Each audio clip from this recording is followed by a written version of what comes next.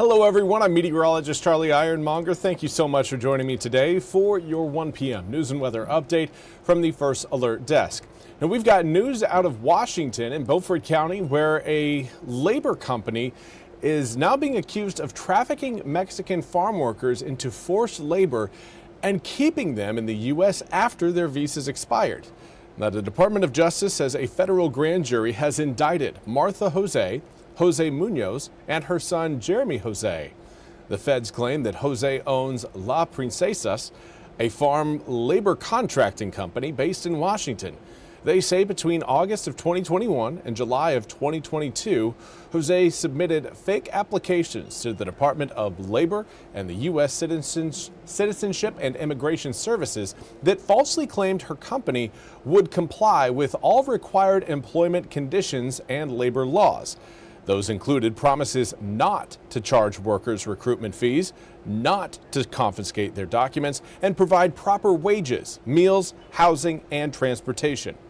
Instead, federal authorities say the company charged workers significant fees to come to the U.S., confiscated their passports to prevent them from leaving, required them to perform physically demanding labor until degrading conditions, housed them in crowded, unsanitary places that lacked heat, air conditioning, hot water, and bedding, and failed to pay required wages, withheld food, and denied them medical care.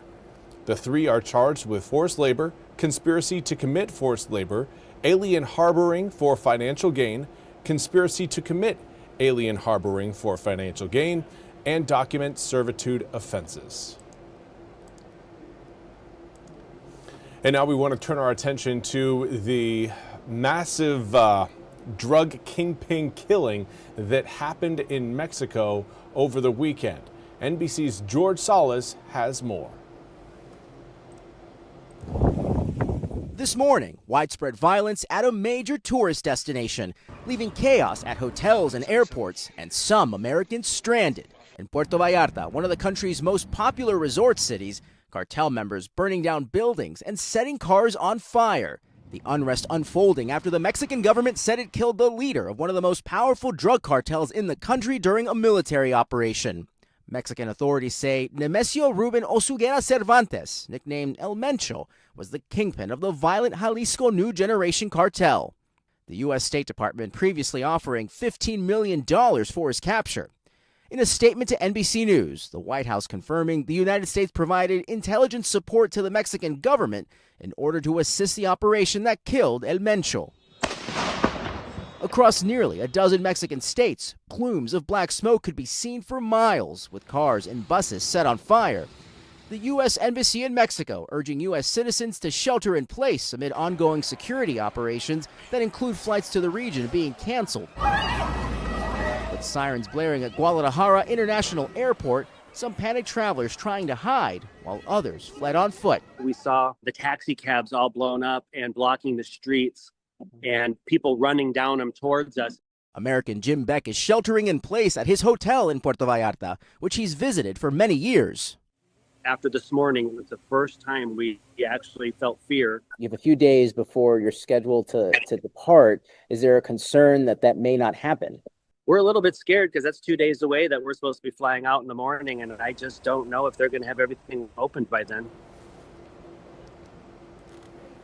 Scary situation there in Mexico. Thank you, George Salas, for that report.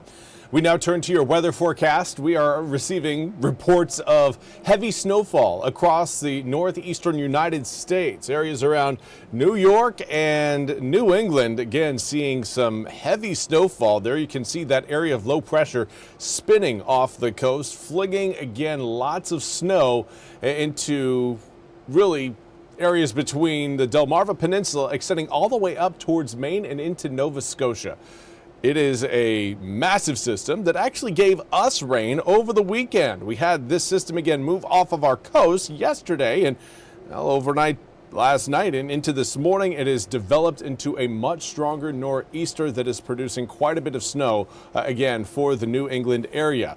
For us here in eastern North Carolina, though, we are still experiencing some impacts from that system. A few light showers right now coming down across parts of Bertie and even Washington and Martin counties.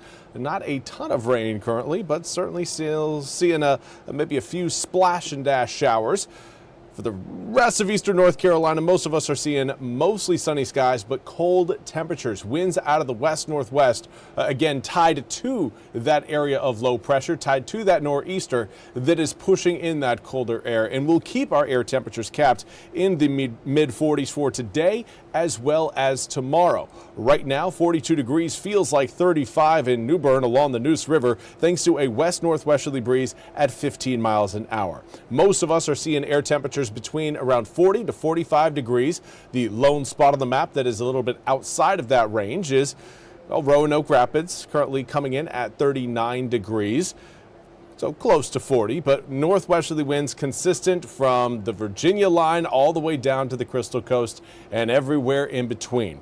Now, sustained winds right now generally blowing in at around 10 to 20 miles per hour. Wind gusts, those are upwards around 25 to around 35 miles an hour. In fact, we've got a 37 mile per hour gust in Elizabeth City, 29 in Englehart, 24 in Kinston, as well as Washington, 31 in Piney Island.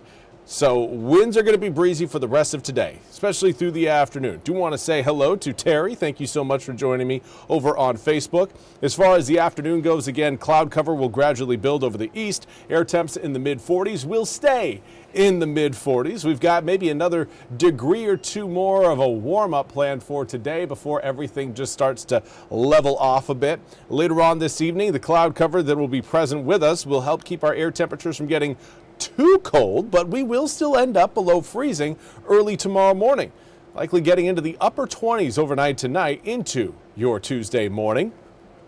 We'll be back above freezing for most areas by the time we reach around 9 a.m. And then from there, as we head into tomorrow afternoon, we are looking at a very similar temperature profile to what we're seeing today, and that is air temps ending up in the mid-40s. Now, winds tomorrow not going to be quite as extensive and as strong as what we're seeing today, but there will still be, again, coming out of the west-northwest. There you can see moisture trying to flow its way across the east late tonight into the early hours of tomorrow morning. But by the time many of us wake up, we're looking at dry conditions and sunny skies for the majority of your Tuesday. Now, cloud cover will be building back over the east later on Tuesday evening into Tuesday night, and that'll eventually lead to some raindrops rolling in. A few raindrops on Wednesday, more raindrops on the way coming up for both Thursday and Friday. So if you're wondering, okay, what do I've got to look forward to this week?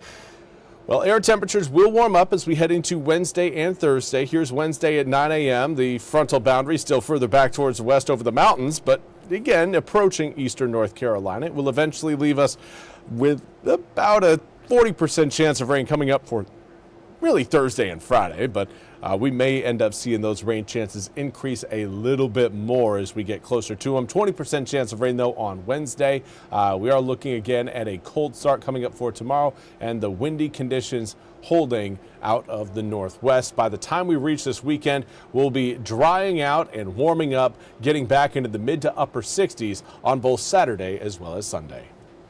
Well, that's all we have time for today's 1 p.m. news and weather update from the First Alert Desk. I want to thank you all so much for joining me.